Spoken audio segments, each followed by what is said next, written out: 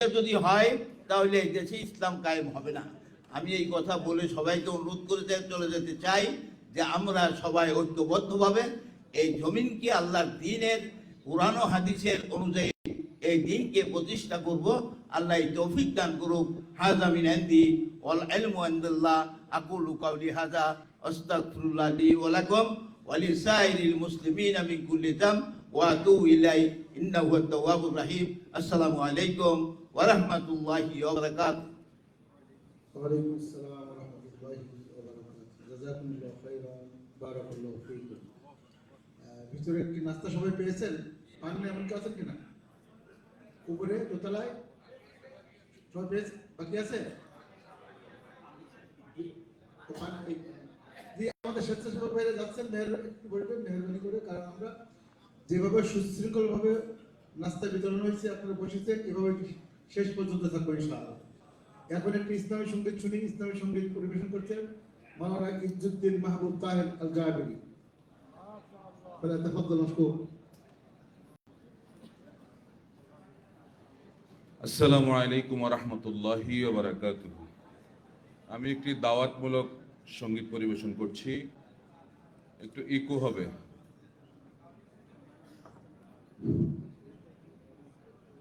তোমার কথার দ্বারা একজন ভাই যদি কাফেলার সারি থেকে সরে যায়, তোমার কথার দ্বারা একজন ভাই যদি কাফেলার সারি থেকে সরে যায়, সবুজ বাগানে ফোটা সুরভিত গোলাপটি তোমার আঘাতে যদি ঝরে যায়, এই কথা মনে রেখো, তবে তোমাকে দায় নিতে হবে। তোমার কথার দ্বারা একজন ভাই যদি কাফেলার সারি হতে সরে যায়, যে কারো কাজের মাঝে ভুল হতে পারে, তাই বলে দূরে ঠেলে দিও না তারে। যে কারো কাজের মাঝে ভুল হতে পারে, তাই বলে দূরে ঠেলে দিও না তারে। দূরে ঠেলে দিলে সে তো সারাটি জীবন ভুলের মাঝে পড়ে রবে। তোমার কথার দ্বারা একজন ভাই যদি কাফেলার সারি হতে সরে যায়, কি হবে জমিয়ে রেখে এত অভিমান, হৃদয়ের সুরে বাঁধো সবুজের গান। কি হবে জমিয়ে রেখে এত অভিমান, সবুজের সুরে বাঁধো জোছনার গান। ভালোবেসে বুকে টেনে নিতে পারো যদি, সেও খুঁজে পেয়ে যাবে জোছনার নদী। ভালোবেসে বুকে টেনে দিতে পারো যদি, সেও খুঁজে পেয়ে যাবে জোছনার নদী। তবেই কাফেলা হবে চিরমধুময়, জান্নাতি ফুল সৌরভে। তোমার কথার দ্বারা একজন ভাই যদি কাফেলার সারি হতে সরে যায়। সবুজ বাগানে ফোটা সুরভিত গোলাপটি তোমার আঘাতে যদি ঝরে যায়, এই কথা মনে রেখো তবে তোমাকে দায় নিতে হবে, তোমাকে দায় নিতে হবে। সালাম। জাযাকুমুল্লাহ খাইরান। শুকরিয়া। আলহামদুলিল্লাহ, আমরা একেবারে সেই সকাল থেকে, সকাল না, আপনারা তো ভোর রাত থেকেই সবাই প্রস্তুতি নিয়ে নাস্তা সব রেডি হয়ে কষ্ট করছেন। আলহামদুলিল্লাহ। এভাবে আমি শুরুতেই বলেছিলাম, মুহতারাম আমির জামাতের বক্তব্য শেষ না হওয়া পর্যন্ত, সভাপতির বক্তব্য শেষ না হওয়া পর্যন্ত আমরা এভাবে সুশৃঙ্খলভাবে থাকবো ইনশাআল্লাহ। সম্মানিত ভাইয়েরা, আপনারা লক্ষ্য করেছেন ইতিমধ্যেই আমাদের এই ওলামা বিভাগের সাবেক সভাপতি, শহীদি কাফেলা বাংলাদেশ জামাতে ইসলামীর সংগ্রামী সহকারী সেক্রেটারি জেনারেল, কেন্দ্রীয় নির্বাহী পরিষদের অন্যতম সদস্য জনাব হামিদুর রহমান, মাওলানা হামিদুর রহমান আজাদ সাবেক এমপি আমাদের মাঝে উপস্থিত হয়েছেন। এখন বক্তব্য রাখছেন মাওলানা হামিদুর রহমান আজাদ সাবেক এমপি। ডক্টর মাওলানা হামিদুর রহমান আজাদ সাবেক এমপি, ফালিয়াতাফাদ্দাল মাশকুরা।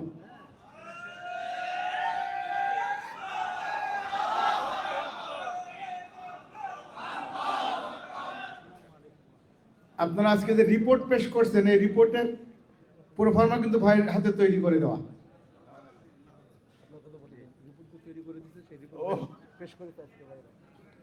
জি, আলহামদুলিল্লাহ রাব্বিল আলামিন, আসসালাতু ওয়াসসালামু আলা রাসূলিহিল আমিন ওয়া আলা আলিহি ওয়া সাহবিহি আজমাইন। আজকে সারা দেশ থেকে আগত উলামা প্রতিনিধিদের এই সম্মেলনের সম্মানিত সভাপতি, বাংলাদেশ জামাত ইসলামীর সহকারী সেক্রেটারি জেনারেল মাওলানা আব্দুল হালিম,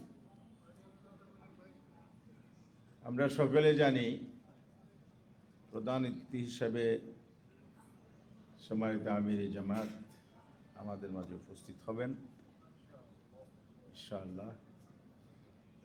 বিশেষ অতিথি হিসেবে উপস্থিত আছেন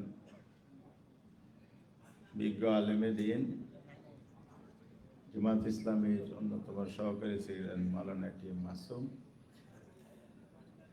এবং ওলামা বিভাগের সেক্রেটারি ডক্টর খলিল রহমান মাদানী সহ নেতৃবৃন্দ, শ্রদ্ধেয় উলামায়ে কেরাম, মাশায়েখ ইকরাম, সাংবাদিক বন্ধুগণ, সংগ্রামী দেশবাসী,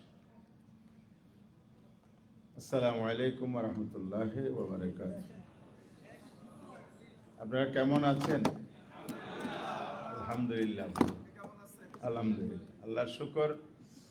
দেশ ভালো থাকলে আমরা ভালো আছি, দিন ভালো থাকলে আমরা ভালো আছি। সেই আলোচনায় আজকে হবে এবং সে বিষয়ে আমরা নির্দেশনা পাব। আজকে বাংলাদেশের সকল আলেমদেরকে এখানে জমায়েত করা হয়নি। এখানে আহ্বান করা হয়েছে প্রতিনিধিদেরকে, যারা প্রতিনিধিত্ব করছেন আলেম ওলামাদের ময়দানে জামাত ইসলামের সংগঠন এবং বাংলাদেশের আগামী দিনের সামগ্রিক অবস্থা কোথায় যাবে, কি করতে হবে। এক্ষেত্রে আমাদের ঈমান, আমল, দ্বীন সামগ্রিকভাবে দেশের কল্যাণ, মানুষের নিরাপত্তা এবং উন্নতি, এই সামগ্রিক বিষয় নিয়ে নির্দেশনা এখান থেকে দেয়া হবে। সেটা নিয়েই আপনারা মাঠে ময়দানে যাবেন প্রতিনিধি হিসাবে। যারা আপনাদের সাথে কাজ করে তাদের কাছে কি বার্তা আপনারা পৌঁছাবেন, এটাই হলো আজকে প্রতিনিধিত্বের জায়গা। আপনারা এখানে তাদের পক্ষ হয়ে সংগঠনের আহ্বান এবং আয়োজনে এসেছেন, উপস্থিত হয়েছেন। সম্মেলনের নির্দেশনা যদি ধারণ করেন তাহলে আপনাদের প্রতিনিধিত্ব যথার্থ হবে। আর যদি সেটা আমরা ক্যারি করে নিতে না পারি তাহলে এই সম্মেলনটা যে লক্ষ্যে আয়োজন হয়েছে সে লক্ষ্য অর্জন করতে পারবে না। আমরা কি এই দায়িত্ব কি সঠিকভাবে পালন করতে পারবো? সম্মানিত ভাইরা আমার,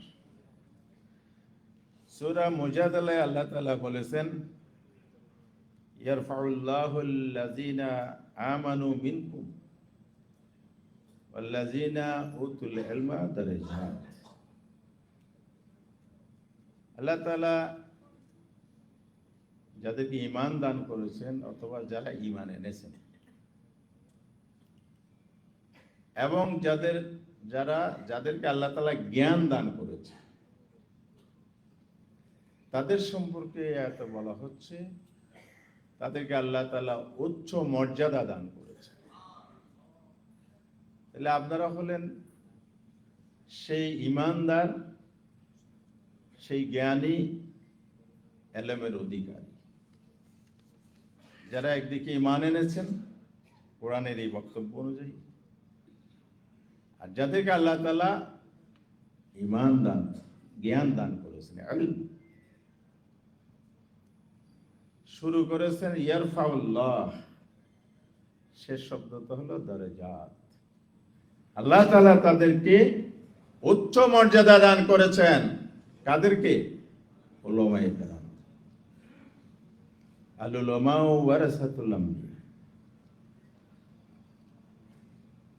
আম্বিয়ায়ে কেরামের উত্তরাধিকার হচ্ছে উলামায়ে কেরাম।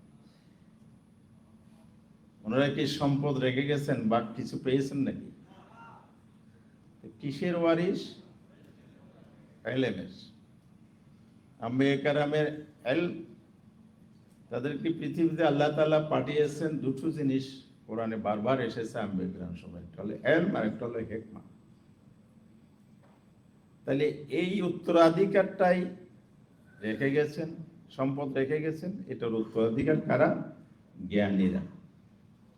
হাল ইয়াস্তাবিল লাযিনা ইয়ালামুনা ওয়াল লাযিনা লা ইয়ালামুন। আল্লাহ আরো বলেছেন, যে জানে এবং যে জানে না দুইজন সমান নয়। তাহলে আপনারা জ্ঞানী, সেই হিসাবে সর্বোচ্চ মর্যাদার অধিকারী আপনারা।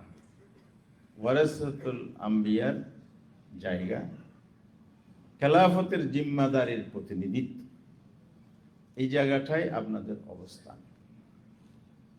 এই অবস্থানটা কেন হয়েছে?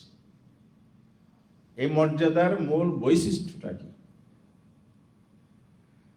এই মর্যাদার মূল বৈশিষ্ট্য হচ্ছে আপনারা ওহীর জ্ঞান ধারণ করেন।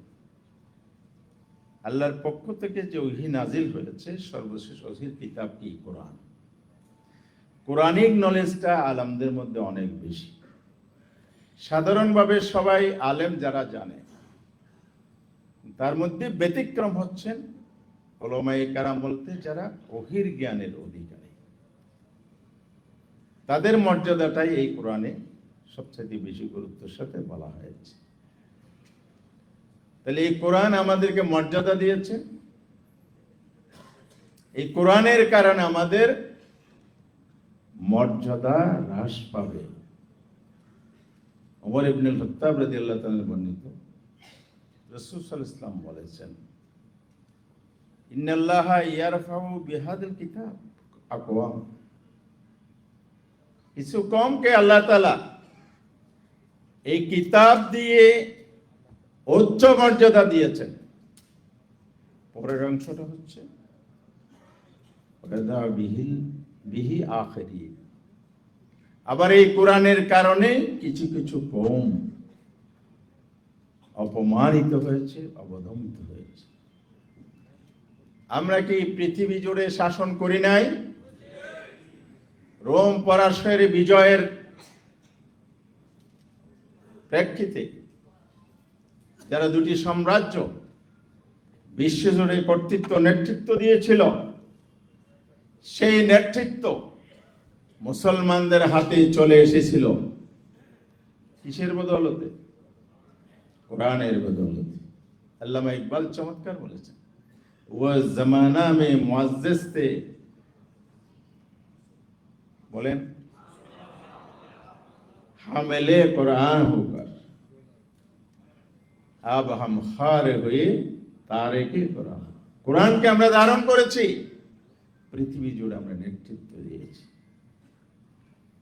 আর কোরআন থেকে আমরা বিচ্যুত হয়েছি, আমরা গোলামের জাতিতে পরিণত হয়েছি। সেই গোলামীর ধাপে ধাপে বিভিন্ন পর্যায়ে চলে গেছে। মুস্তাহিদগণ, গবেষকগণ গবেষণা করে বের করেছে এই অধঃপতনের কারণ কি। সবচাইতে বড় কারণ হচ্ছে আলেমগণ, দ্বীনের বাহকগণ যখন ইস্তেহাজ থেকে সরে গেছে, জ্ঞান চর্চা থেকে দূরে সরে গেছে, তখন অধঃপতন এসেছে। দ্বিতীয়ত, তার ইমানি শক্তি যখন কমজোর হয়েছে, তার মধ্যে ভোগ বিলাসিতা যখন প্রাধান্য পেয়েছে, তখন তাদের মধ্যে অধঃপতন এসেছে। চিঠিও কথা বলা হয়েছে, দ্বীনের দাওয়াতের ময়দান থেকে যখন সরে গেছে, তখনই তাদের উপর অধঃপতন এসেছে। আজকে গোটা দুনিয়া যে অবস্থায় চলে গেছে, পুরো সমাজটা জাহেলিয়াতে ভরপুর হয়ে গেছে, দুঃশাসন অপশাসনে ভরপুর হয়েছে, অসৎ নেতৃত্বের কারণে পাপাচার প্রসারিত হয়েছে, জুলুম নির্যাতন অত্যাচার প্রসারিত হয়েছে। সেই জায়গা থেকে যদি মানবতাকে ফিরিয়ে আনতে হয়, তাহলে সে আগের দ্বারাই আসতে হবে। কোরআনিক শাসন ব্যবস্থা, কোরআনের আদর্শের আলোকে সমাজকে গড়ে তুলতে হবে। ব্যক্তি জীবন গড়ে তোলার ক্ষেত্রে উলামায়ে কেরাম সচেতন, কারণ ওনারা মানুষ গড়ার কারিগর হিসেবে মানুষকে জীবন গড়ার প্রতি আহ্বান জানান। উলামায়ে কেরাম সবচেয়ে বড় দায়িত্ব পালন করেন মসজিদের মিম্বরে এবং মাহফিলের ময়দানে, সেমিনারে, বুদ্ধিভিত্তিক মাঠে ময়দানে হলো অনুপ্রেরণা যোগানো।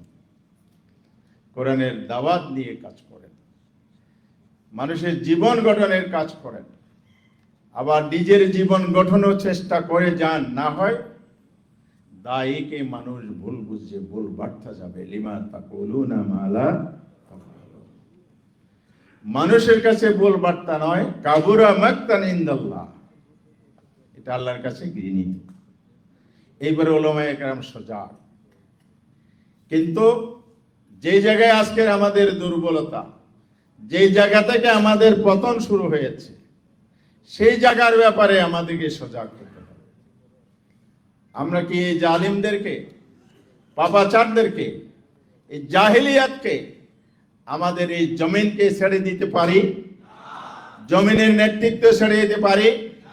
আল্লাহ তাআলা তো বলেছেন, ইন্নাল আরদা ইয়ারুসুহা ইবাদিয়াস সালিহুন, জমিনের উত্তরাধিকারটা আমরাই। সব নেতৃত্বের যারা সৎ চরিত্রবান আদর্শবান মানুষের জন্য জমিনের ওয়ারিস। সুতরাং এই জমিনকে আবাদ করতে হবে। এই জন্য আল্লাহ আপনাদেরকে মর্যাদা দিয়েছেন। মর্যাদা আমাদের কাছে আমানত। মর্যাদা কি আমাদের কাছে? এটার খেয়ানত করা যাবে? এই আমানত রক্ষা করতে হবে দ্বীনের সহিহ জ্ঞান মানুষের কাছে প্রচারের মধ্য দিয়ে। কিন্তু উলামায়ে কেরাম যখন খেয়ানতে লিপ্ত হয়েছেন, সেখানেই পতন শুরু হয়েছে। সেই খেয়ানতটা কি? দ্বীনের সহিহ যে প্রকৃত যে জ্ঞান, আল-ইয়াওমা আকমালতু লাকুম দীনাকুম ওয়া আতমামতু আলাইকুম নি'মাতি ওয়া রাদিতু লাকুমুল ইসলাম দীনা। দিনের পূর্ণাঙ্গ রূপ তুলে না ধরে দিনকে যখন খণ্ডিতভাবে উপস্থাপন করা হয়, সেই পথ দিয়েই কিন্তু জাহেলিয়াতের প্রবেশ ঘটে। এই খেয়ানতের কারণে আমাদের অধঃপতন হয়েছে। প্রিয় ভাইরা আমার, কথা বলার সময় শেষ হয়ে গেছে। আমি আপনাদের প্রতি আহ্বান জানাবো, আহ্বানুল বালিয়াতাইন, সুবিধাবাদ কি জিন্দাবাদ। তায়েফের কাহিনী আমরা ভুলে গেছি, যুগে যুগে নবী রাসূলের জুলুম নির্যাতন আমরা ভুলে গেছি। দাওয়াতের ময়দানে দ্বীনে দায়গণ সহজ পথকে পছন্দ করে নিয়েছে। মাদ্রাসা, মসজিদ এবং খানাকায় দ্বীনকে বন্দী করে দিয়েছে। কিন্তু আল্লাহর রাসূল যেভাবে জাহেলিয়াতের বিরুদ্ধে লড়াই করেছে, সংগ্রাম করেছে, সাহাবায়ে কেরাম ত্যাগ স্বীকার করেছে, আম্বিয়া কেরাম জীবন দিয়েছে, সেই পথটাই হচ্ছে আসল উত্তরাধিকারের পথ। সেই জন্য আপনাদেরকে অনেক বেশি ত্যাগী হতে হবে, অনেক বেশি সিনসিয়ার, আন্তরিক হতে হবে, নিষ্ঠাবান, ইখলাসের পরিচয় দিতে হবে। তাহলে বিজয় আমাদের আসবে ইনশাআল্লাহ। এর জন্য আমরা দিন প্রচারের সহজ পথে নয়, কঠিন পথটাই আসল পথ। সেটা হলো দ্বীনের বিজয়ের পথ। দ্বীনের বিজয়ের সংগ্রামকে যদি আমরা এগিয়ে নেওয়ার জন্য প্রতিটি প্ল্যাটফর্ম থেকে সবাই ভূমিকা রাখি, আমাদের সকলের সম্মিলিত প্রয়াসের মাধ্যমে এই সমাজ জাহেলি মুক্ত হবে। শেষ কথা বলতে চাই, বাংলাদেশ ইসলামের জন্য একটি উর্বর ভূমি, সম্ভাবনাময় দেশ। বাংলাদেশ সকল ধর্মমতের মানুষের দেশ। বাংলাদেশে শিক্ষা, সমাজ ব্যবস্থা, এখানে আলেম, জেনারেল শিক্ষিত সবার একটি সম্মিলিত সুন্দর সম্মিলনের একটি দেশ। সেই জায়গায় ইসলাম প্রতিষ্ঠার মধ্য দিয়ে মানবতার মুক্তি এবং কল্যাণ সাধনে, দেশের স্বাধীনতা, সার্বভৌমত্ব, অর্থনৈতিক সমৃদ্ধ, সুশাসন প্রতিষ্ঠার ক্ষেত্রেও উলামায়ে কেরামদেরকে অতীতের আলেমদের মতো ভূমিকা পালন করতে হবে। ব্রিটিশ বিরোধী আন্দোলন উলামায়ে কেরামের ভূমিকা ছিল না? বালাকোট, হাজী শরীয়তুল্লাহ, তিতুমিরের ভাষণ কেল্লা, ধাপে ধাপে যুগে পাকিস্তান আমল ব্রিটিশ থেকে মুক্ত হয়ে আমরা উলামায়ে কেরামের ইসলামী শাসনতন্ত্র আন্দোলনে ফাঁসির কাষ্ঠ ঝুলানোর নির্দেশ ছিল কিনা? সেই ইতিহাস, গৌরবময় ইতিহাস আমাদের। বাংলাদেশে দিনের উপর আঘাত এসেছে, আমরা কি চুপ ছিলাম? না, আমর বিল মারুফ নাহিল মুনকারের যে দায়িত্ব, সেই দায়িত্ব নিয়ে আমরা মাঠে নেমেছিলাম। এই জমি উলামায়ে কেরাম রক্ত দেয় নাই, শাহাদাত বরণ করে নাই, সর্বশেষ জুলাই আন্দোলনে আপনারা রক্ত দেন নাই, ভূমিকা রাখেন নাই। সেই ভূমিকাকে ধারণ করেছে, চেতনা উপলব্ধিকে ধারণ করতে আগামী দিনের বাংলাদেশকে গড়ে তুলতে হবে। এই জন্য জালিম শাসক চলে গেছে, আবার দুর্নীতির বিরুদ্ধে যে জিহাদ ঘোষণা হয়েছে, এই দেশকে সেই জায়গা থেকে মুক্ত করে ন্যায় ইনসাফ ভিত্তিক বাংলাদেশ গঠনে সবাইকে এগিয়ে আসার উদাত্ত আহ্বান জানিয়ে আমার কথা শেষ করছি। আল্লাহ আমাদের তৌফিক দিন, আমিন। আমার তৌফিক ইল্লা বিল্লাহ। আসসালামু আলাইকুম ওয়া রাহমাতুল্লাহ। জাযাকুমুল্লাহু খাইরান, বারাকাল্লাহু ফীকুম। ডক্টর মাওলানা হামিদুর রহমান আজাদ, সাবেক এমপি। এ পর্যায়ে বক্তব্য রাখার জন্য বিশেষভাবে অনুরোধ করছি আজকের অনুষ্ঠানের বিশেষ অতিথি এবং আমাদের এই ওলামা কমিটির সাবেক সভাপতি, শহীদি কাফেলা, বাংলাদেশ জামাতে ইসলামীর সংগ্রামী সহকারী সেক্রেটারি জেনারেল, আমাদের ইজ্জতের মিনার, বিশিষ্ট ইসলামিক স্কলার মাওলানা আবু তাহের মাসুম, মাওলানা এটিএম মাসুম ভাইকে বক্তব্য রাখার জন্য অনুরোধ করছি। ফাতাফাদ্দাল মাশকুরা।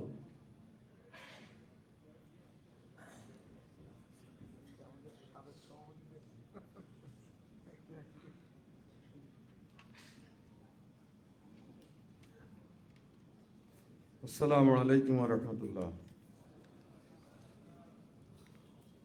আলহামদুলিল্লাহি রাব্বিল আলামিন, ওয়াসসালাতু ওয়াসসালামু আলা সাইয়্যিদিল মুরসালিন ওয়া আলা আলিহি ওয়া সাহবিহি আজমাইন। বাংলাদেশ জামাত ইসলামীর উদ্যোগে আয়োজিত সারা দেশের ওলামা প্রতিনিধিদের এই মহতী সম্মেলনের জনাব সভাপতি, মঞ্চে উপবিষ্ট জামাত ইসলামীর অ্যাসিস্ট্যান্ট সেক্রেটারি জেনারেল জননেতা জনাব হামিদুর রহমান আজাদ, অন্যান্য নেতৃবৃন্দ, ওলামায়ে কেরাম, আসসালামু আলাইকুম ওয়া রাহমাতুল্লাহ।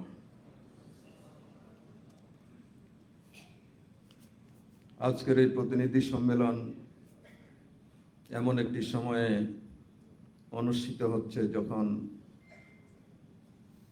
জুলাই সনদ এবং জনগণের গণভোটকে সম্পূর্ণভাবে উপেক্ষা করে যে জুলাইয়ের মধ্য দিয়ে বর্তমান সরকার এসেছিল, সেই সরকার জনগণের বিরুদ্ধে অবস্থান গ্রহণ করেছে।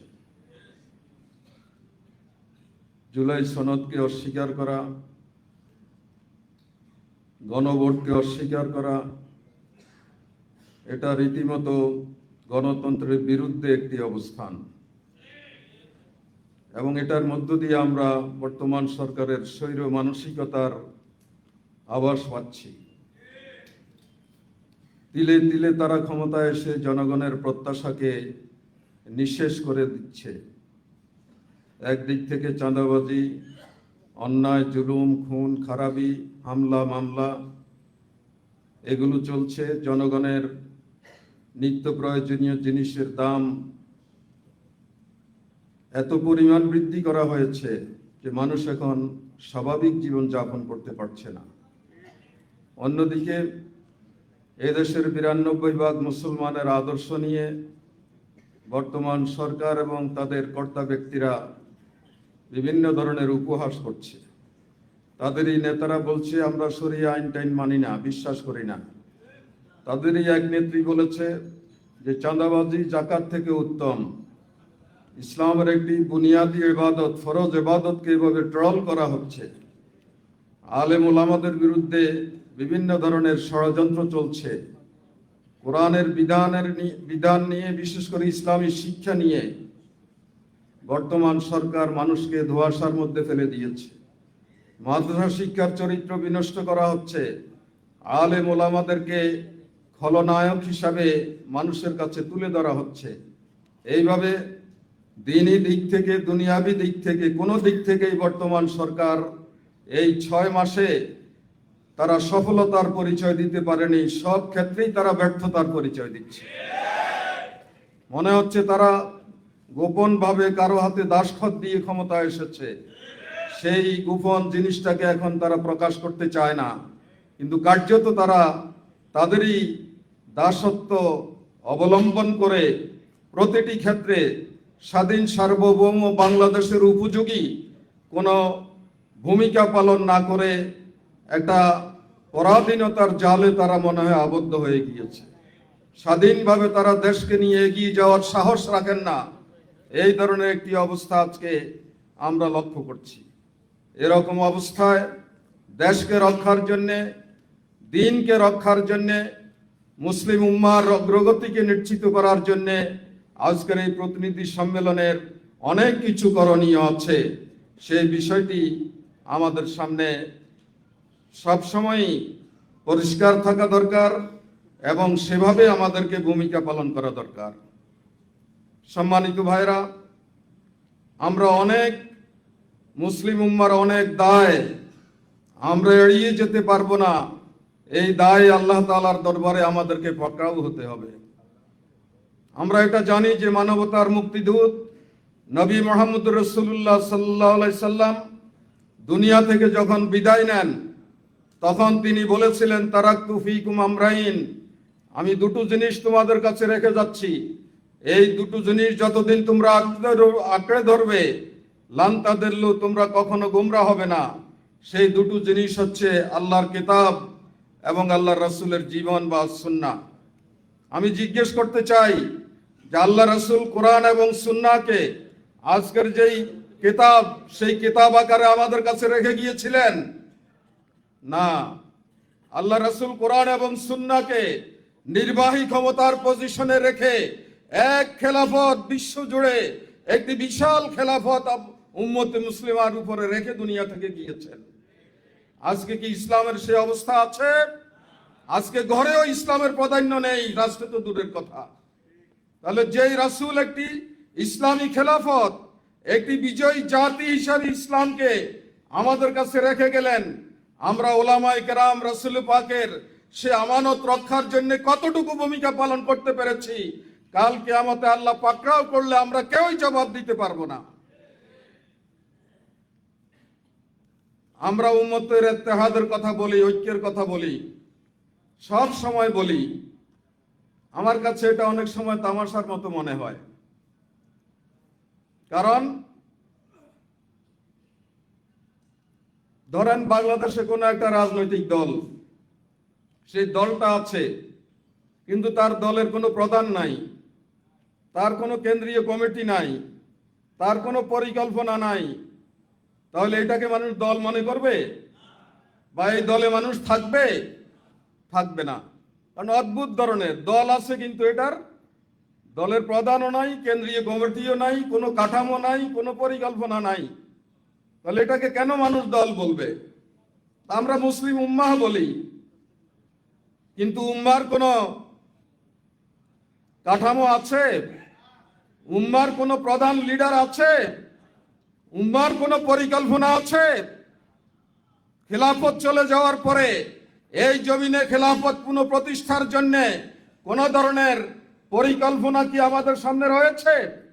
নাই। হাজার হাজার শত শত বছর আমরা শেষ করে দিলাম, কিন্তু এই মৌলিক জায়গাতে আমরা ওলামায়ে কেরামরাও ব্যর্থ হয়েছি এবং শাসক গোষ্ঠীটা অনেক আগেই পাশ্চাত্যের গোলামে পরিণত হয়ে গিয়েছে। সুতরাং উম্মাহ বললেই, সংগঠন বললেই, দল বললেই সেখানে দলের প্রধান নেতা থাকতে হবে, দলের একটা কর্মসূচি থাকতে হবে, দলের কাঠামো থাকতে হবে, উম্মার পরিকল্পনা থাকতে হবে। এগুলো কোনো কিছুই নাই। আমরা বছরকে বছর আমরা এই সমস্ত কথা বলে বেড়াচ্ছি। খেলাফত চলে যাওয়ার পরে সর্বশেষ তার্কি খেলাফতের পতনের মধ্য দিয়ে মুসলিম দুনিয়াতে যখন পাশ্চাত্যের প্রভুত্ব কায়েম হলো, তখনই খেলাফতকে পুনঃপ্রতিষ্ঠার জন্য 1922 সালে তার্কিতে শহীদ বদিউজ্জামান নুরসির নেতৃত্বে ইসলামী আন্দোলন শুরু হয় খেলাফত পুনঃপ্রতিষ্ঠার জন্য। 1928 সালে আরব দুনিয়াতে ইখওয়ানুল মুসলিমিন নামে আন্দোলন শুরু হয় খেলাফত পুনঃপ্রতিষ্ঠার জন্য। আর 1931 সালে তরজমানুল কোরআনের মাধ্যমে সৈয়দ মওদুদী রাহিমাহুল্লাহ এই উপমহাদেশে খেলাফত পুনঃপ্রতিষ্ঠার আন্দোলন শুরু করেন। গোটা বিশ্বে আজকে এই তিনটি আন্দোলন জনগণকে ঐক্যবদ্ধ করে আবারও এক উম্মাহ রূপে মুসলমানদেরকে প্রতিষ্ঠিত করার জন্য, খেলাফতি শাসন পুনরুদ্ধারের জন্য কাজ করে যাচ্ছে। বালাকোট আন্দোলনের পরপরই প্রায় 100 বছর এই উপমহাদেশে খেলাফত প্রতিষ্ঠার কোনো আন্দোলন ছিল না। মুসলমানদের তখন দুর্দিন ছিল। উপমহাদেশে 47 সালে যে আন্দোলন হলো, যে আন্দোলনের মধ্য দিয়ে ইংরেজ ভারতকে দুটো রাষ্ট্রের স্বাধীনতা দেওয়ার সিদ্ধান্ত নিল, আমরা আশ্চর্যজনকভাবে লক্ষ্য করে দেখি যে এই দুটো রাষ্ট্র এই উপমহাদেশে স্বাধীন হয়েছিল। উপমহাদেশের ওলামায়ে কেরাম দুই ভাগে ভাগ হয়ে গেলেন। এক ভাগ কংগ্রেসের পক্ষে চলে গেলেন, আরেক ভাগ মুসলিম লীগের পক্ষে চলে আসলেন। ওলামায়ে ইসলাম দুই ভাগ হয়ে গেল। এক ভাগ ওলামাহীন কংগ্রেসের পক্ষে চলে গেল, আরেক ভাগ ওলামা ইসলাম নামে পাকিস্তানের পক্ষে মুসলিম লীগের পক্ষে চলে আসলো। সেখানে দুটো দলই, কংগ্রেসও ধর্মনিরপেক্ষতাবাদী, দর্শনে বিশ্বাসী, মুসলিম লীগও ধর্মনিরপেক্ষতাবাদী দর্শনে বিশ্বাসী ছিল। ওলামায়ে কেরাম এই দুই ভাগে ভাগ হয়ে গেল, মাঝখানে ইসলামের পক্ষের আলেম খুঁজে পাওয়া গেল না। পাকিস্তানকে একটি ইসলামী রাষ্ট্রে পরিণত করলে আজকে বাংলাদেশ স্বাধীন করতে হতো না। ইসলামের ন্যায় নীতি ইনসাফ কায়েম হলে এই দেশই সবচেয়ে বেশি অগ্রগতি সাধন করতে, এই দেশেরই জনসংখ্যা বেশি ছিল, এই দেশের হাতেই সবকিছু চলে আসতো। কিন্তু ইসলামকে শাসক গোষ্ঠী উপেক্ষা করে তারা যখন ধর্মনিরপেক্ষতাবাদের পেছনে ছুটা শুরু করেছে, তখনই বৈষম্য তৈরি হয়েছে, তখনই শোষণ বঞ্চনা তৈরি হয়েছে। পশ্চিমী শাসক গোষ্ঠীরা এই দেশের উপরে জুলুম নির্যাতন চালিয়েছিল। সৈয়দ মওদুদী রাহিমাহুল্লাহ দেখলেন যে ওলামায়ে কেরাম দুই ভাগে ভাগ হয়ে গিয়েছে, আর দুই দিকেই ধর্মনিরপেক্ষতাবাদ হচ্ছে আসল দর্শন তাদের। ইসলামের পক্ষে তো কেউ নেই। পাকিস্তান কায়েম হলে ইসলামী আইন অনুযায়ী দেশটা চলবে, এর পক্ষে তো ওলামায়ে কেরামদের কোনো উদ্যোগ নেই। তিনি এই প্রথম ব্যক্তি যিনি এই দুই ধর্মনিরপেক্ষতাবাদী চিন্তা চেতনার মাঝখানে ইসলামী খেলাফত, ইসলামী কল্যাণ রাষ্ট্র কায়েমের পক্ষে ওলামায়ে কেরামকে ঐক্যবদ্ধ করার উদ্যোগ নিয়েছিলেন। এবং 41 সালে জামাত ইসলামী সেই ওলামায়ে কেরামদেরকে নিয়ে এই যাত্রা শুরু করে। আজকে আমরা এটা অত্যন্ত সাহসের সাথে বলতে চাই যে আজকে বাংলাদেশে ইসলামী কল্যাণ রাষ্ট্র কায়েমের পক্ষে অধিকাংশ ওলামায়ে কেরাম এসে ঐক্যবদ্ধ হয়েছেন। আলহামদুলিল্লাহ। আজকে কেউ চোখ রাঙাতে পারবে না আমাদেরকে। আজকের বাংলাদেশের ওলামায়ে কেরাম বাংলাদেশকে একটি কল্যাণধর্মী ইসলামী রাষ্ট্র কায়েমের জন্য ঐক্যবদ্ধ হয়েছে। এই প্রতিনিধি সম্মেলন তারই প্রমাণ। আমাদের রফিক ভাই বলে গেলেন, ওলামাদের সবাইকে নিয়ে সম্মেলন করলে ঢাকাতে কোনো ধরনের এত বড় জায়গা খুঁজে পাওয়া যাবে না। ইসলামের পক্ষে ওলামায়ে কেরাম এখন ঐক্যবদ্ধ। সুতরাং আমরা কাউকে পরোয়া করি না। এই বাংলাদেশ শাহজালালের বাংলাদেশ, তিতুমীরের বাংলাদেশ, হাজী শরীয়তুল্লাহর বাংলাদেশ, এই বাংলাদেশ নিজামীর বাংলাদেশ, মুজাহিদের বাংলাদেশ, কামরুজ্জামানের বাংলাদেশ, শহীদ আব্দুল কাদের মোল্লার বাংলাদেশ, আব্দুল মালিকের বাংলাদেশ, সাব্বির হাবির আইয়ুবের বাংলাদেশ, এই মুগ্ধদের বাংলাদেশ, এই বাংলাদেশ হাদির বাংলাদেশ। এই বাংলাদেশে কোন কুচক্রী মহল দাঁড়াতে পারবে না ইনশাআল্লাহ। আমরা কোন ফ্যাসিবাদকে এখানে বরদাস্ত করব না। কোন ধরনের মির্জাফর বাংলাদেশকে নিয়ে ছিনিমিনি খেলবে, এটা আমরা অবশ্যই হতে দেব না। এই জাতি অতীতে রক্ত দিয়েছে। এই ময়দান রক্তে কেনা ময়দান। এই ময়দান কারো দয়ার দান নয়। কারো চোখ রাঙ্গানিকে আমরা ভয় করি না। কারো দাদাগিরি বাংলাদেশে আর চলতে দেব না আমরা। স্বাধীন সার্বভৌম বাংলাদেশ মর্যাদার সাথে বিশ্বের বুকে মাথা উঁচু করে দাঁড়াবে। এই বাংলাদেশকে নিয়ে কেউ মাতাব্বরি করতে আসবেন না। এদেশের সন্তানরা, এদেশের নাগরিকরা এই দেশ গড়ে তুলবে, এই দেশকে সমৃদ্ধ করবে। কারো প্রেসক্রিপশনের প্রয়োজন নেই। কারণ আমাদের কাছে এমন এক আদর্শ আছে, সেই আদর্শের আলোকে যদি এই দেশ চলে, বিশ্বের কোন শক্তির কাছে দয়া ভিক্ষা করতে হবে না। এত সমৃদ্ধ হচ্ছে আল কোরআন, এত সমৃদ্ধ হচ্ছে ইসলাম। সব কিছুর সমাধান, তিবিয়ানান লিকুল্লি শাই, সব কিছুর মৌলিক বর্ণনা কোরআনে পাকে আল্লাহ তাআলা দিয়ে দিয়েছেন। আমার রাজনীতি কিভাবে চলবে, অর্থনীতি কিভাবে চলবে, সংস্কৃতি কিভাবে চলবে, শিক্ষা দীক্ষা কিভাবে চলবে, আন্তর্জাতিক নীতি পদ্ধতি আমার কি হবে, এই সব কিছুর নির্দেশনা কোরআনে হাকিমে সুন্নতে রাসূলে দেয়া আছে। আমরা যদি সকলে সম্মিলিতভাবে এই ফর্মুলা অনুযায়ী এগিয়ে যেতে পারি, তাহলে বাংলাদেশ ইনশাআল্লাহ বিশ্বের বুকে স্বাধীন সার্বভৌম মর্যাদাশীল এবং সমৃদ্ধ বাংলাদেশে পরিণত হবে ইনশাআল্লাহ। সুতরাং সেই জন্যে আমাদেরকে প্রস্তুতি নিতে হবে, সংগঠনকে সব জায়গায় মজবুত করতে হবে, দ্বীনকে জীবনের উদ্দেশ্য বানাতে হবে, ওলামায়ে কেরামকে ঐক্যবদ্ধ করতে হবে, জনগণের কাছে বেশি বেশি যেতে হবে, দাওয়াতের কাজ বাড়িয়ে দিতে হবে, সর্বত্র জনগণের কাছে নিজের চরিত্র দিয়ে ইসলামকে তাদের কাছে তুলে ধরতে হবে। ইমাম মালিক রহমতুল্লাহ আলাইহি তার গ্রন্থে বলেছেন যে সাহাবায়ে কেরাম একটি জামাত যখন সিরিয়ায় গেল, সিরিয়ায় খ্রিস্টান অধ্যুষিত এলাকায় তারা কিছুদিন থাকলেন।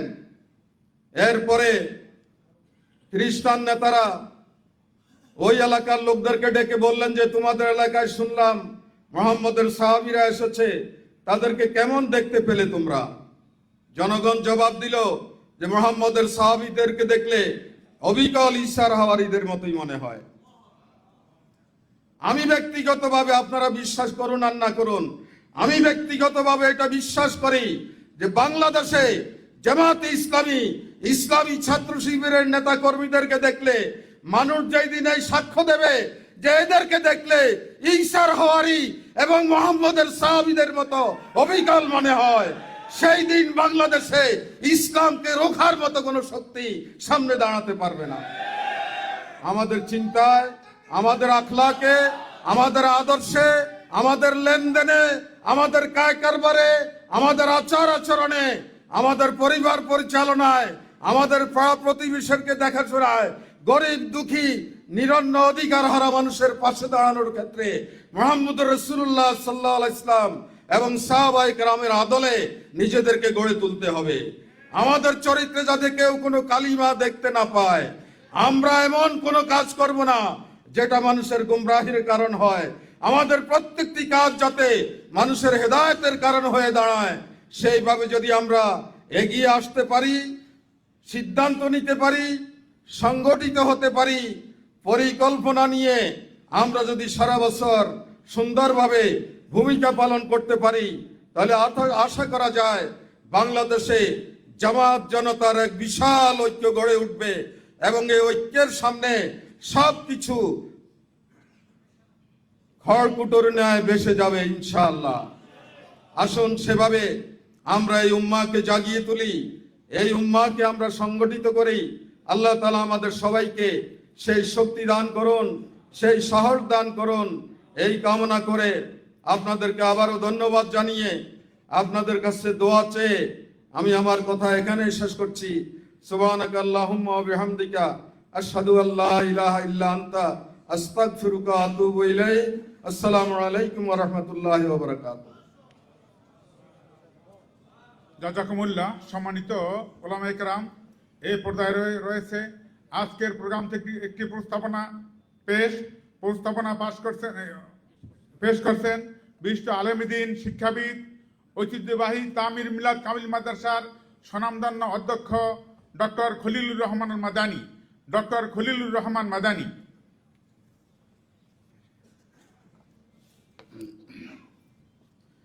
আসসালামু আলাইকুম ওয়া রাহমাতুল্লাহি ওয়া বারাকাতুহু।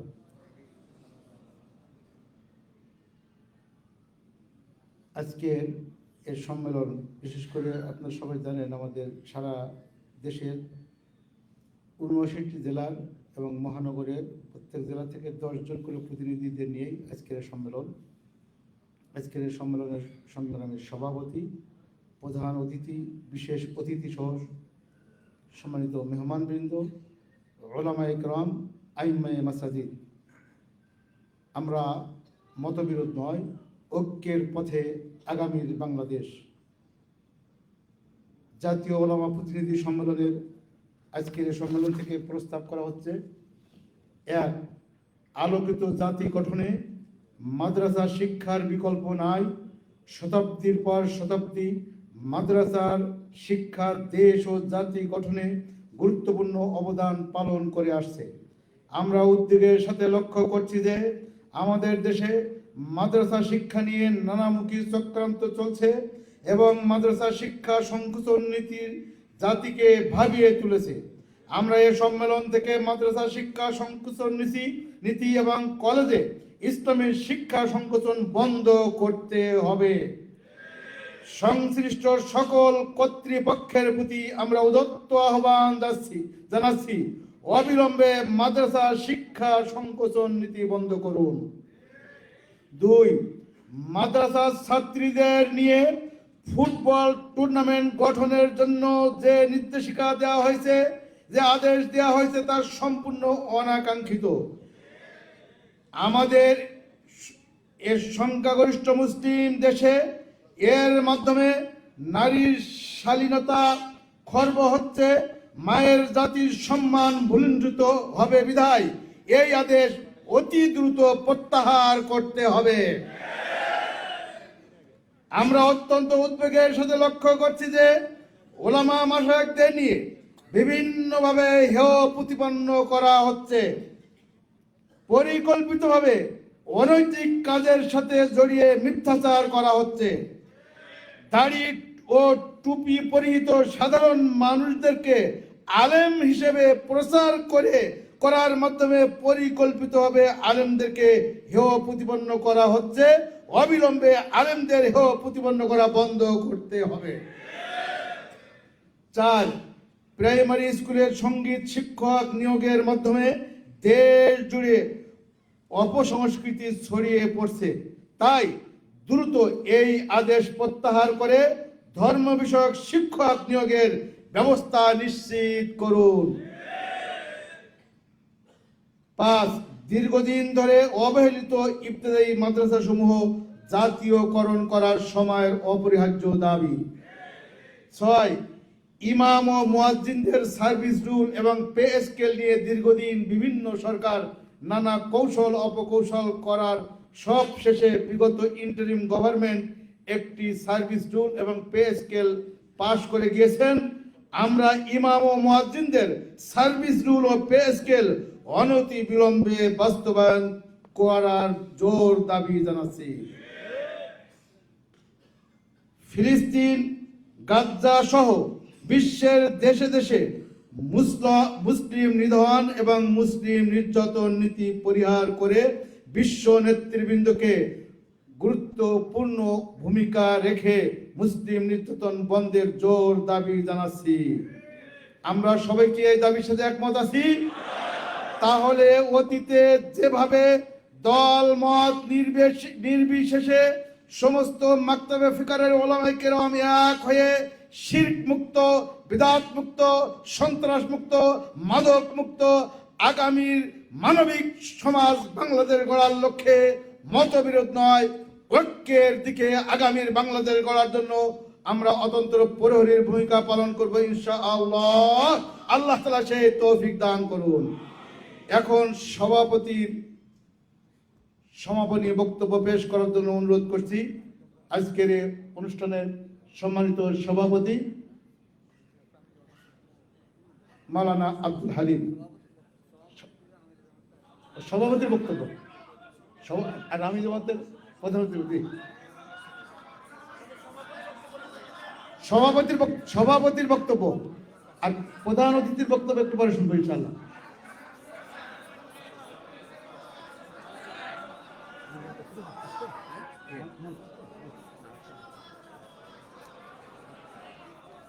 আসসালামু আলাইকুম ওয়া রাহমাতুল্লাহ। সবাই ভালো আছেন তো? আপনাদের সব কথা আমরা শুনতেছি, আমাদের কথা তো আপনি শুনবেন, ঠিক আছে না?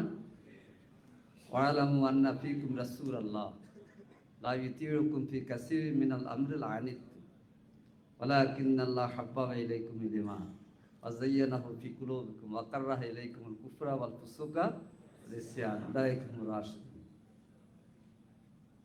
আজকের কেন্দ্রীয় ওলামা বিভাগ আয়োজিত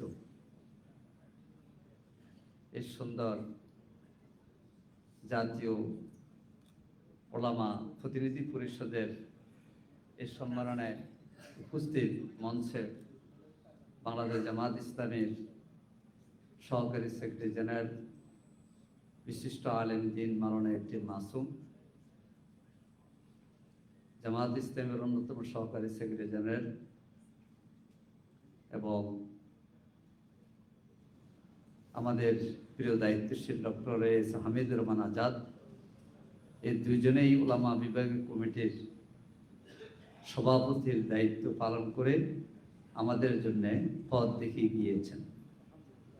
মঞ্চে উপবিষ্ট আছেন উলামা বিভাগীয় কমিটির সম্মানিত সদস্যবৃন্দ। ওই সময় আমি সবার কথা বলতে পারিনি। এখন আলহামদুলিল্লাহ উলামা বিভাগের কমিটির সেক্রেটারি হচ্ছেন ডক্টর মাওলানা খলিলুর রহমান মাদানী। উলামা বিভাগের কমিটির সদস্যদের মধ্যে আছেন প্রফেসর ডক্টর আব্দুস সামাদ, যার বক্তব্য শুনেছেন, ডক্টর মাওলানা সামিউল হক ফারুকী। তিনি আরেকটি গুরুত্বপূর্ণ সাংগঠনিক দায়িত্বে থাকার কারণে আজকে ওনার জন্য ছুটি আসতে পারেন নাই। উলামা বিভাগের কমিটির সদস্যের মধ্যে আছেন মাজলিস মুফাসসিরিনের সেক্রেটারি মাওলানা নুরুল আমিন এমপি। মাজলিস মুফাসসিরিনের আমাদের উলামা বিভাগীয় কমিটির সদস্যের মধ্যে আছেন মুফতি ডক্টর মাওলানা আবুল কালাম আজাদ বাশার, আছেন কিনা? আর আমরা দুই মহানগরীর দুইজন দায়িত্বশীল রেখেছি, মাওলানা অধ্যক্ষ মুশাররফ হোসেন এবং ডক্টর মিন আতিকুল্লাহ। তাছাড়া আমরা এই বিভাগীয় কমিটিতে আছেন অধ্যাপক ডক্টর রশিদ আহমেদ, যিনি উমরাতে গিয়েছেন, এই কারণে আজকে থাকতে পারেন নাই।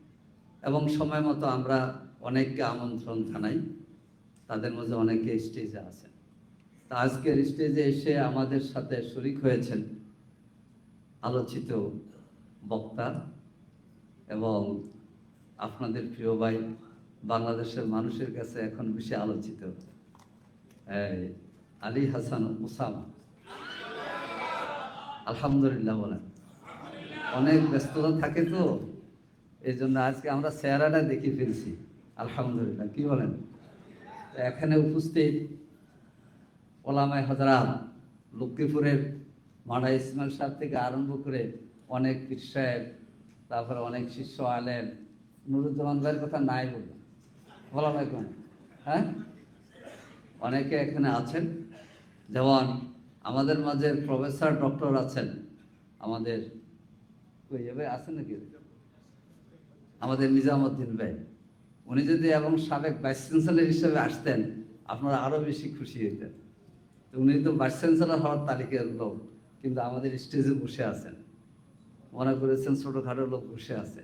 এই জন্যে আপনাদের মর্যাদা হচ্ছে আকাশ সমান। এখন তো বসে আছেন চেয়ারে, আমি কিভাবে সবার নাম বলবো? আল্লাহ তাআলা সবার এই আলিশান মর্যাদাকে কবুল করুন। সম্মানিত ভাইরা, আমির জামাত আর কয়েক মিনিটের মধ্যে এসে আসন গ্রহণ করবেন এবং উনি বলেছেন যে আমি 10 মিনিট কথা বলবো গতকাল। আমি বলছি আগে আপনি আসেন, শুরু করলে তো আর 10 মিনিট হবে না, যাই বলে শুনবো তো আমরা। কারণ সকাল 10টা থেকে কূটনীতিকদের নিয়ে ওনার প্রোগ্রাম ছিল মিন্টু রোডে। আলহামদুলিল্লাহ ওখান থেকে উনি চলে আসছেন, রওনা দিয়েছেন। ইনশাল্লাহ আমরা এখন জামাত ইসলামী রাহবার না, তিনি উম্মার রাহবার। ওনার কথাগুলি শুনলে আলেম হিসাবে এবং একজন নাগরিক হিসাবে, একজন সচেতন ব্যক্তি হিসাবে আগামী দিনে বাংলাদেশকে কিভাবে আমরা আদল ইনসাফের বাংলাদেশ, ইসলামের বাংলাদেশ, কোরআন সুন্নাহর আলোকে এই বাংলাদেশকে আমরা সাজাতে পারবো, সেই নির্দেশনা পারবো আমরা ইনশাআল্লাহ। সম্মানিত ভাই সব, আমি কয়েকটি কথা বলতে চাই। আমাদের দায়িত্বশীলগণ যে কথাগুলি বলে গিয়েছেন, শ্রদ্ধা মাসুম ভাই এবং হামিদ ভাই। হামিদ ভাই হচ্ছে আমাদের পরিকল্পনা বিভাগের সভাপতি, ওই পরিকল্পনা করে করে কথা বললেন। আর মাসুম ভাই হচ্ছে আলেমদের, আমাদের মধ্যে অনেকে আমাদেরকে আলেম মনে করেন, বলছে মাসুম ভাই আলেম। হামিদ ভাই কিন্তু বড় আলেম, ওনার আব্বা কিন্তু কমই আলেম ছিলেন, কিন্তু মাঝে মধ্যে যেহেতু এমপি ছিলেন আগে, কেউ কেউ মাঝে মাঝে মন্ত্রীও বলি ফেলে, কিন্তু মাসুম ভাইকে মনে করে কি যে না আলেম। কেমন? তো রফিক ভাই কথা বলে গিয়েছেন, এখনকার এমপি। আমাদের অন্যান্য আলেম, এখানে তারেক ভাই আছেন। আমি তারেক ভাই বলছি এই জন্যে যে উনি আর আমি সুন্দরভাবে একসাথে বসে বসে আগে দিনের দাওয়াতের কাজ করতাম, এখন উনি বিশ্বখ্যাত আলেমে দিন হয়ে গেছে, কি বলেন? আল্লাহ তাআলা আরো বেশি বরকত দান করুন। আর ওসামা ভাই তো নতুন করে এসে আলহামদুলিল্লাহ আমাদের দাওয়াতকে অনেক বাড়াই দিতেছে নাকি? আজকের প্রোগ্রামটা কেন করছে আমি প্রাথমিক বক্তব্যে আপনাদের কিছু বলেছি। প্রথম হচ্ছে আমাদের মূল পরিচয় হচ্ছে আমরা দাঁড়িয়ে আল্লাহ। এই দাঁড়িয়ে আল্লাহ হিসেবে আমরা এখানে পার্থক্য করব না। আগামী দিনের বাংলাদেশের মানুষ এই কথা বুঝেছে যে এই দেশের পরিবর্তন জামাত ইসলামের নেতৃত্বে হবে। আপনারা নির্বাচনের আগে আবহাওয়া পেয়েছিলেন যে এক বাক্সের ভোট, কথা শুনেন নাই? আলহামদুলিল্লাহ আমরা অনেক দূরে এগিয়ে গিয়েছি। কি কারণে হলো না সেই বিশ্লেষণ আজকের এই বৈঠকে করব না। কিন্তু এই দেশের মানুষ সৎলোকের শাসন, ইনসাফের বাংলাদেশের পক্ষে রায় দিয়েছে এবং দেওয়ার জন্যে এখন আফসোস আছে যে ভোট দিয়েছিলাম কিন্তু আসন তো পাওয়ার কথা 168 হলো কি করে? এই আফসোসের মধ্যে দেশের জনগণ আছে, আপনাদের মুসল্লিরা আছে, মুক্তাদিরা আছে না? নাই। আলহামদুলিল্লাহ আমরা হতাশ হব না ইনশাআল্লাহ। জামাত ইসলামী 2,37,00,000 ভোট পেয়েছে 1991 সালে। জামাত যে শতাংশ ভোট পেয়েছে এর চেয়ে এই কাছাকাছি ভোট পেয়ে ওই সময় সরকার গঠন করেছিল বিএনপি। কিন্তু এবারে আমরা এত শতাংশ পারিনি। তাহলে বোঝা যায় ইনশাআল্লাহ আগামী দিনের জন্য আমাদেরকে আরো প্রস্তুতি নিতে হবে এবং জনগণ ইনশাআল্লাহ সৎ মানুষগুলোকে সংসদে পাঠাতে চায়। আমি আগের প্রোগ্রামে এখানে বলেছিলাম 1991 সালের সংসদে 18 জনের মধ্যে 10 জন আলেম ছিলেন। তার মধ্যে একজন ছিলেন মুফতি মাওলানা আব্দুস সাত্তার বাগেরহাটের। উনি 2 বার এমপি ছিলেন। উনি খুলনা নেসারি আলিয়া মাদ্রাসার প্রিন্সিপাল ছিলেন। বলেন মুফতি মাওলানা আব্দুস সাত্তার, অনেকে বলে যে মুফতি নেই, ঠিক আছে তো? মুফতি মাওলানা আব্দুস সাত্তার, মুফতি ডক্টর আবুল কালাম আজাদ বসার, মুফতি আবুল হাসান ওসামা, কয় মুফতি এখানে? আমাদের লোকেরা লেখে না, এটা হলো কথা। আর লেখার অভ্যাস আমরা আগে করিও না। তো এখন জবাব দেওয়ার জন্য লেখার দরকার আছে মাঝে মধ্যে। হ্যাঁ, আচ্ছা। মুফতি মাওলানা ওই সংসদের একজন এমপি ছিলেন, খুব রসিক, ভালো ওয়াইজ। তিনি ছিলেন মাওলানা হাবিবুর রহমান বুলবুলি, না হাবিবুর রহমান, ওনাকে বুলবুলি বলতো নাকি, সুন্দর চুয়াডাঙ্গাতে। এই ভাবে এই সংসদে মাওলানা নুরুল আমিন আছেন একজন, মুফতি মাওলানা আমির হামজা আছেন, দাওয়াত আছে, উনি ঢাকা বা আমাদের সেক্রেটারি যোগাযোগ করেছে, দাওয়াত আমরা দিয়েছি। আমাদের এই সংসদে হাবিবুর রহমান আরো বুলবুলি দরকার, মুফতি আব্দুস সাত্তার দরকার। তবে অধ্যক্ষ মাওলানা আব্দুস সাত্তার নামে এমপি আছেন একজন, নীলফামারীর একে। প্রিয় ভাইয়েরা, এই কথা কেন বললাম? মানুষ সৎ লোক চায় এবং আলেম গ্রহণযোগ্য প্রার্থী দিলে মানুষ এগিয়ে আসে। এই যে আমাদের নুরুল আমিন ভাই যেখানে এমপি হয়েছে, এই আসন তো শেখ হাসিনার আসন। শেখ হাসিনা ওই আসনে পাশ করে ছেড়ে দিছে শিরিন শারমিন চৌধুরীকে, কেমন? এবং সৈয়দ আবু সাইদের বাড়ি হচ্ছে ওই আসন, রংপুর 6 ফিরগঞ্জ। তো এই আসনে মাওলানা জিতে আসছে না? কি বলেন? এই জন্য আগামী দিনের বাংলাদেশ, আমাদের স্লোগানটা কি? মতবিরোধ নয়, ঐক্যই করি আগামী বাংলাদেশ। কোরআন, আল্লাহ, কোরআন, রাসূল সব এক, কিন্তু আমরা পার্থক্য করতেছি কেন? কত দুঃখ আমাদের জন্য। আজকের যে চেহারাগুলো দেখা যাচ্ছে, আমরাই তো ইলেকশনে কাজ করছি, আর ওলামা গ্রামের মধ্যে অনেকে ফতুয়া দিয়ে দিল, ওখানে ভোট দেওয়া যাবে না, হারাম বলছে না? কিন্তু মানুষ তো একথা মানে নাই। কেন মানে নাই জানেন?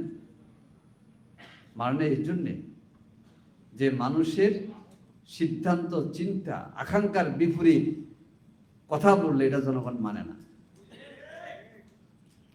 মাঝখানে ইসমাতুল আম্বিয়া আদালতে সাহাবা নিয়ে আসলো, ইস্যু তুলল। কেন? সংসদে দাড়ির টুপি কথা বলছে, ডাক্তার শফিকুর রহমান কথা বলছে, তারপরে মাঠে আমরা কথা বলছি, এই জন্যে ঘায়েল করতে হবে।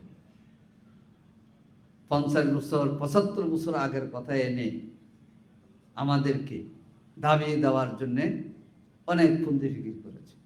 মানুষ এটা বুঝে ফেলেছে, আলহামদুলিল্লাহ। বুঝে নাই? বুঝে ফেলছে, আলহামদুলিল্লাহ। আমরা বলেছি, আমাদের এক ভাই এখানে বলে গেছেন, আমাদের নীতি হবে ওয়াইয়াদরাউনা বিল হাসানাতি সাইয়্যা। কেউ তো বলেছে যে জামাতের কাপড় খুলে ফেলবে 5 বছরে, তো এত জামা কাপড় আছে কয়টা খুলবে? বলছে না? কিন্তু আমরা সম্মান জানিয়েছি, আমরা কথা বলিনি। এবং মারাত্মক একটা কথা বলছে একজনে, যে যারা এই জাতীয় কাজ করে জবাবে দিয়ে একটা জবাই করে করতে হবে। বলেন, এটা বাংলাদেশের আইনের দৃষ্টিতে তো খারাপ, জঘন্য। আবার একজন আলেমকে আরেকজন আলেমকে এটা বলতে পারে? এই নীতি আমাদের নয়। এই জন্য আমরা আজকে বলেছি, মতবিরোধ নয়, ঐক্যে গড়ি আগামীর বাংলাদেশ গড়তে হলে ওলামায়ে কেরামের ঐক্য লাগবে। আমি আজকে শ্রদ্ধার সাথে স্মরণ করি কয়েকজন আলেম যারা ঐক্যের জন্য কাজ করে রক্তটা উপহার দিয়ে প্রমাণ করেছেন যে আমি রক্ত দিয়ে গেলাম, তোমরা বাংলাদেশের কোরআনের আইন প্রতিষ্ঠা করো। এর মধ্যে হলেন আল্লামা দেলাওয়ার হোসেন সাইদি, শাইখুল হাদিস মাওলানা আবুল কালাম মোহাম্মদ ইউসুফ। খেয়াল করতে হবে আপনাদের, টুমসুরের ছাত্র ছিলেন তিনি, জামাত ইসলামী নায়েব আমির ছিলেন, এবং জামাতের আজকের যে ওলামা মাশায়েখ, উনি ইন্তেকাল পর্যন্ত জেলখানায় কেন্দ্রীয় ওলামা মাশায়েখ কমিটির সভাপতি ছিলেন শাইখুল হাদিস মাওলানা আবুল কালাম মোহাম্মদ ইউসুফ, জামাত ইসলামী নায়েব আমির। জেলখানাতে ইন্তেকাল করেছেন। মাওলানা আব্দুস সুবহান রাহিমাহুল্লাহ চেনেন? কয়বারের সংসদ সদস্য। তার কথা আমি বলেছি যে তিনি ঢাকা মেডিকেল কলেজে ইন্তেকাল করেছেন এবং জেলে ছিলেন। ঢাকা মেডিকেলে যখন তার দেখতে গেলাম, তখন তার হাত করা, পায়ে হচ্ছে। এই অবস্থা মাওলানা আব্দুস সুবহান সাহেব 5 বারের এমপি, আলেমে দ্বীন এবং ওলামা বিভাগের কমিটির সদস্য ছিলেন উনি অনেক দিন। তিনি বিদায় নিয়েছেন, হাতে বেড়ি, হাতে হলো ডান্ডা বেড়ি, পায়ের ডান্ডা বেড়ি। বিদায় নিয়েছেন মাওলানা আব্দুল খালেক মন্ডল, যিনি ফার্স্ট ক্লাস পাস কামেলে, ঢাকা বিশ্ববিদ্যালয় থেকে ইসলামিক স্টাডিজে ফার্স্ট ক্লাস ফার্স্ট, যিনি সাতক্ষীরা জেলা আমির ছিলেন, যিনি মেম্বার থেকে এমপি, আর মাদ্রাসার শিক্ষক থেকে প্রিন্সিপাল, আমাদের 11 জন শহীদের একজন, জেলখানায় ইন্তেকাল করেছেন। প্রিয় ভাইরা, ওনারা কাজ করেছেন, জীবন দিয়ে গেছেন। সেজন্য এই আলেমরা কাজ করে যাওয়ার কারণে তাদের উত্তরসূরি আমরা। তারা অনেক গালি শুনেছেন। আমি মাওলানা আল্লামা সাইদি রাহিমাহুল্লাহকে ইত্তেহাদুল উম্মার অনেক প্রোগ্রাম, কারণ 80-র পর থেকে তো 83 থেকে 90 এই সময় আমরা ছাত্র ছিলাম। কিভাবে তিনি ইত্তেহাদুল উম্মার নেতৃত্ব দিয়েছেন, উম্মাকে ঐক্যবদ্ধ করেছেন, তাদের গাছ লাগিয়ে গিয়েছেন, এখন ফুটা শুরু হয়েছে। এর জন্য হতাশা নয়, আমাদের গালির বদলে গালি নয়, কাজ শুরু করেন। ওলামা ইউনিট যেখানে আছে, আগামী 5 মাসে একটা ইউনিটের আলেম জনশক্তি 5 জনের জায়গায় 10 জন হবে, এবং আগামী এই 5 মাসে রোকনের পরিমাণ এমন হবে যে বাংলাদেশে ওলামা বিভাগের রোকন সংখ্যা সবচেয়ে যেন বেশি বৃদ্ধি হয়। পারবেন আপনারা? আজকে শুধু এখানে কি ভালো খাওয়ানোর জন্য আনছি? শুনবেন তো আমির জামাতের কথা। ওলামা, আমি কোথাও কোথাও গেলে হঠাৎ করে আসে বলেছে, ভাই আমি তো কর্মী, আমি তো রোকন হয়ে গেছি। আপনাকে তো 20 বছর আগে রোকন হবেন কোনোদিন ভাবি নাই, এখন কি বলছে ভাই রোকন না, শুধু আমি ওয়ার্ড সভাপতি। এটা দেখলে মনটা ভরে যায়। কি বলেন? ভরে যায়। এই কাজ করতে হবে, এটা মনে করতে হবে। 3টা মৌলিক কাজ সমন্বিত না হলে ফাঁকা আওয়াজে, অর্থাৎ স্লোগান দিয়ে মিছিল করে আসল লক্ষ্যে বুঝতে পারবে না। সেটা হলো দাওয়াত, সংগঠন, প্রশিক্ষণ। দাওয়াত, সংগঠন, প্রশিক্ষণ। এই 3টা জিনিস থাকলে আপনাকে যদি মারাত্মকভাবে গালি দেয়, আপনার তাকে সম্মান জানাবেন। এবং এটার অতীতে আমরা ফল পেয়েছি, ইনশাআল্লাহ আমরা ফল পাবো। সম্মানিত সেক্রেটারি জেনারেল আসছেন, তা আমি আপনাদের সকলকে আজকের এই সম্মেলনে অংশগ্রহণ করে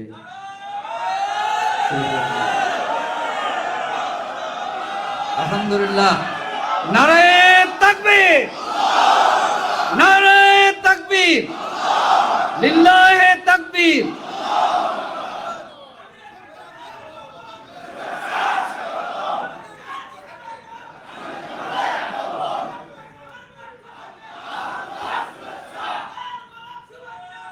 আলহামদুলিল্লাহ। আমি আগেই ধন্যবাদ জানাই দিবেন, বাকি দোয়া আমির জামাত করবেন। এখন সংক্ষিপ্তভাবে শুভেচ্ছা বক্তব্য রাখবেন সম্মানিত সেক্রেটারি জেনারেল, আমাদের বিশেষ অতিথি। দোয়ামূলক শুভেচ্ছা বক্তব্য যেহেতু আমির জামাত এসে গেছে।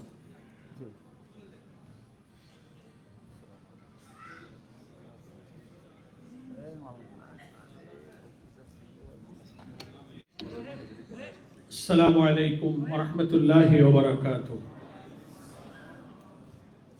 الحمد لله رب العالمين، الصلاة والسلام على سيد المرسلين وعلى آله وصحابه أجمعين. বাংলাদেশ জামাত ইসলামীর কেন্দ্রীয় ওলামা কমিটির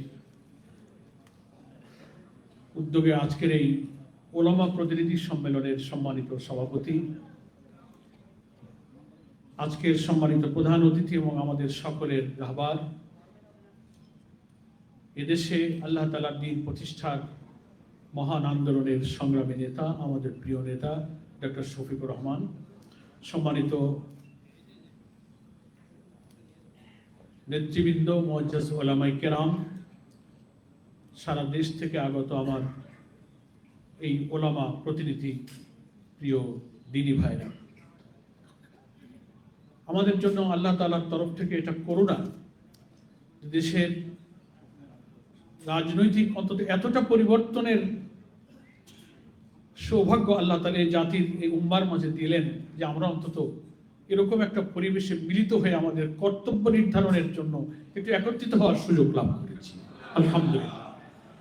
ওলামায়ে কেরামকে পেলে আমি সাধারণত একটা কথাই খুব গুরুত্বের সাথে বলবার চেষ্টা করি, আমার মনের আবেগ, সেটা হলো দেশের যত পেশা, যত পদ পদবী, যত সম্মানীয়, যত ক্ষমতাধর, যত শ্রেণী পেশার মানুষ থাকুক না কেন, ওলামায়ে কেরাম হচ্ছেন এমন একটা মর্যাদার স্তরের নেতৃত্ব দিচ্ছেন, প্রতিদিন কোটি কোটি মানুষের সঙ্গে তাদের সবচেয়ে বেশি কানেক্টিভিটি, বেশি সংযোগ যাদের, তারাই হচ্ছে ওলামায়ে কেরাম। 5 ওয়াক্ত মসজিদের নামাজ, জুমার নামাজ, ঈদের খুতবা, জানাজা, মজলিস, মাহফিল, ওয়াজ, সেমিনার, দ্বীনি আলোচনা, সেটা আপনি অনলাইনে বলেন, প্রযুক্তিতে বলেন, ইন্টারনেটে বলেন, সরাসরি বলেন, এত কোটি কোটি মানুষের সাথে সরাসরি সংযোগ কথা বলার মতো কোন শ্রেণী পেশা পদ পদবীর যত ক্ষমতা, আপনি রাষ্ট্রপতি, প্রধানমন্ত্রী বলবেন, সবচেয়ে বেশি চ্যানেল নেটওয়ার্ক হচ্ছে এই ওলামায়ে দ্বীনদের সঙ্গে জনগণের। ফলে আমি মনে করি কোন বার্তা, কোন সমাজ পরিবর্তনের, কোন সভ্যতা পরিবর্তনের সবচেয়ে নিয়ামক ভূমিকা পালন করতে পারে এই ওলামা শ্রেণীর মানুষেরা। তাই আসুন, ইসলামের মৌলিক শিক্ষা, ইসলাম সম্পর্কে যে বিভ্রান্তি সমাজে ছড়ানো হচ্ছে, ফরিজা ইকামাতের দ্বীনের ব্যাপারে এখনো মানুষের মধ্যে যে ভুল ধারণা আছে, এই সব কিছুর বেড়াজাল ছিন্ন করে আমাদের স্বপ্নের বাংলাদেশ গড়তে, আল্লাহ তাআলার দ্বীন বিজয়ের সংগ্রামের দিকে এই ছোট্ট আমাদের প্রিয় ভূখণ্ড জন্মভূমি বাংলাদেশের মানুষকে আমরাই ঐক্যবদ্ধ করতে পারবো ইনশাআল্লাহ। আজকের এই প্রতিনিধি সম্মেলনে এখান থেকে সেই বার্তা নিয়েই আমরা সব জেলায় ছড়িয়ে পড়ব। আমিরের জামাতের এই বক্তব্য, এই আগমন আমাদেরকে সেই প্রাণ শক্তি, সেই প্রেরণা, সেই অনুপ্রেরণার উৎস হিসেবে ইনশাআল্লাহ এই প্রতিনিধি সম্মেলনে কাজ করবে। আল্লাহ আমাদেরকে সেই তৌফিক দান করুন, আমিন। ওয়া মা তৌফিক ইল্লা বিল্লাহ। আসসালামু আলাইকুম ওয়া রাহমাতুল্লাহি ওয়া বারাকাতুহু। আলহামদুলিল্লাহ, সেই সকাল থেকেই আমরা যার অপেক্ষায় ছিলাম, আমাদের আজকের মুহতারাম প্রধান অতিথি এখনই তার বক্তব্য শুনবো ইনশাআল্লাহ।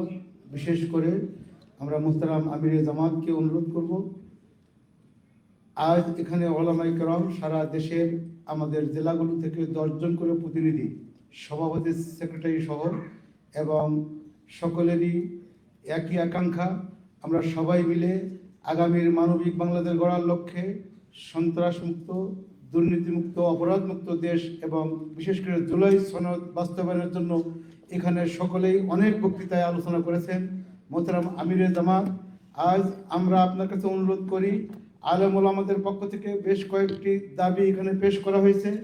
ইনশাআল্লাহ তাআলা এই দেশকে দুর্নীতিমুক্ত করার জন্য, অপরাধমুক্ত করার জন্য, এবং আমাদের এই দেশে জুলাই সনদ বাস্তবায়নের মাধ্যমে যাতে আলেম ওলামাদের উপরে আর কোনো নির্যাতন নেমে না আসে, যাতে আমাদের ইসলামী নেতৃবৃন্দকে এবং ইসলামপন্থীদেরকে, আলেম ওলামাদেরকে হেয় প্রতিপন্ন করার যে সমস্ত অতীতে ব্যাড কালচার জারি ছিল, এটি চিরতরে বন্ধ হতে হবে ইনশাআল্লাহ। এখন প্রধান অতিথির বক্তব্য রাখছেন শহীদি কাফেলা বাংলাদেশ জামাত ইসলামের সংগ্রামী আমির, মাননীয় বিরোধী দলের উপনেতা, বিরোধী দলীয় নেতা, জাতীয় সংসদের মাননীয় বিরোধী দলীয় নেতা, আমাদের সকলের শ্রদ্ধাভাজন, ইজ্জতের মিনার, ডক্টর শফিকুর রহমান। ডক্টর শফিকুর রহমান ফালিয়াতাফাদ্দাল মাশকুরা।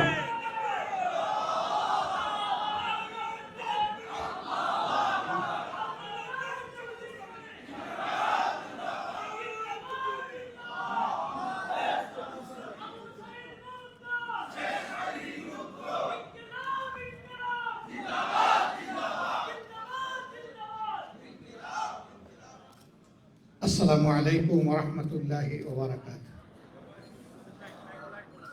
আলহামদুলিল্লাহি রাব্বিল আলামিন ওয়াস সালাতু ওয়াস সালামু আলা রাসূলিহিল কারীম ওয়া আলা আলিহি ওয়া সাহবিহি ওয়া আহলি বাইতি আজমাইন।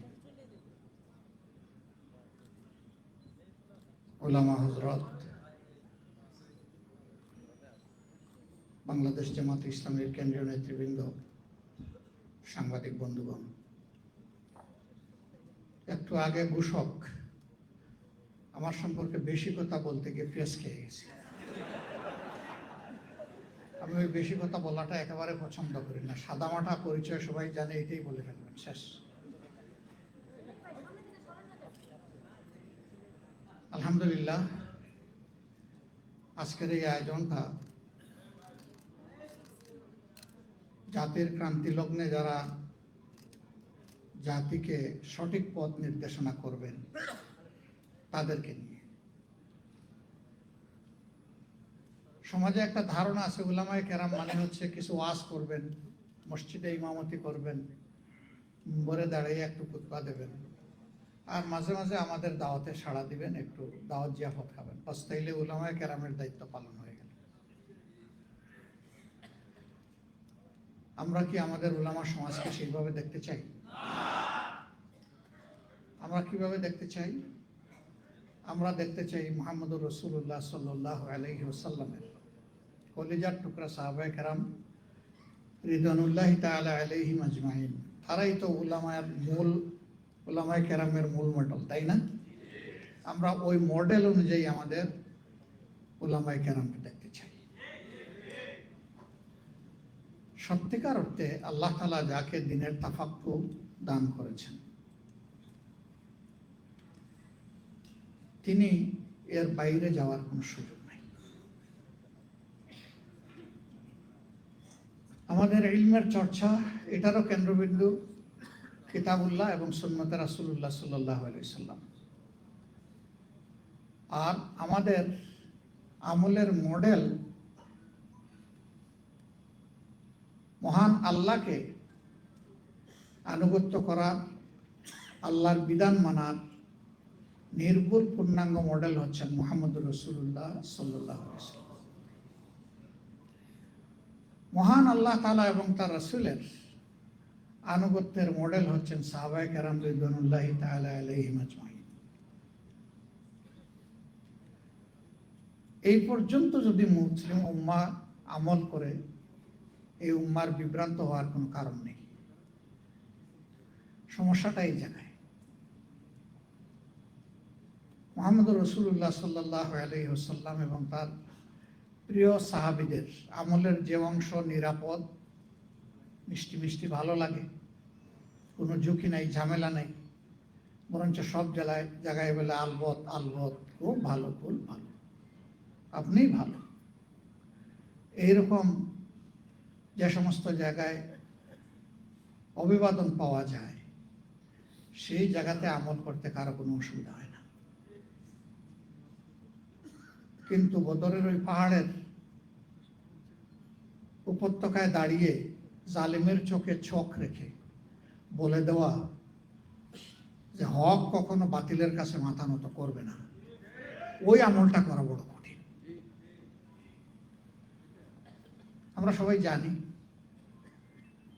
মক্কায় রাসূল করিম সাল্লাল্লাহু আলাইহি ওয়াসাল্লাম এবং তার সাহাবায়ে কেরাম রিদওয়ানুল্লাহি তাআলা আলাইহিম আজমাইন, তারা অনবরত শুধু কুরবানির নজরানা পেশ করে গেছে। কোনো অন্যায়ের তাৎক্ষণিক জবাব দেননি, শুধু সহ্য করেছেন, সবর করেছেন। তিলে তিলে জ্বলে জ্বলে মানুষগুলা খাঁটি মুমিনে পরিণত হয়েছে।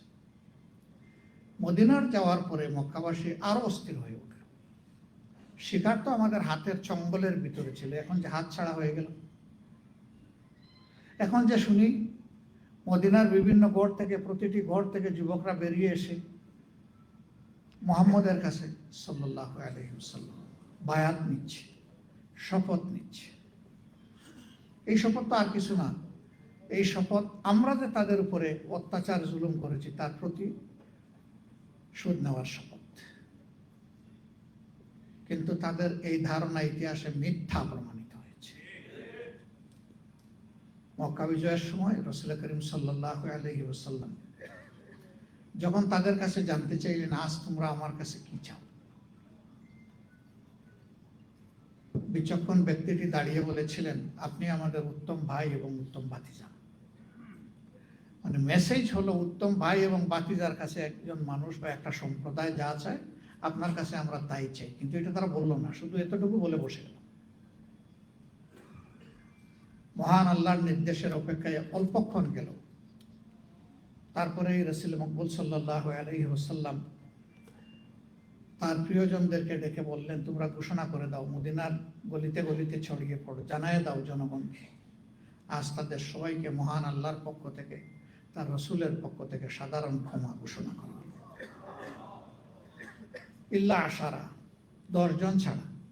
এদের নামটাও জানিয়ে দিলেন যে এদেরকে যেখানে পাওয়া যাবে সেখানেই তাদের উপর মৃত্যুদণ্ড কার্যকর করা হবে। এটি এ কারণে নয় যে তারা আল্লাহ রসুলকে, আল্লাহ তাআলাকে অসম্মান করেছে, গালিগালাজ করেছে। বিভিন্নভাবে কষ্ট দিয়েছে, এর জন্য নয়।